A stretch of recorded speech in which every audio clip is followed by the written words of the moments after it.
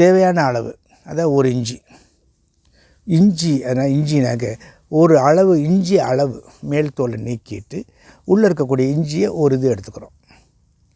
ஒரு 5 இலை துளசி எடுத்துக்கிறோம். கற்பூரவள்ளி எடுத்துக்கிறோம். இது 3 ஒன்றா இடித்து ஒரு தேக்கு 2 அளவு சாறு கிடைக்கும். அதை நம்ம சாப்பிட்டு வந்தோம்னா சில நாட்களில் அந்த வறட்டு இருமல் புகைச்சல் இருமலில் நிற்கும். இப்போது இருமல் வறட்டு சும்மா தொடர்ந்து வறட்டு இருமல் வருது.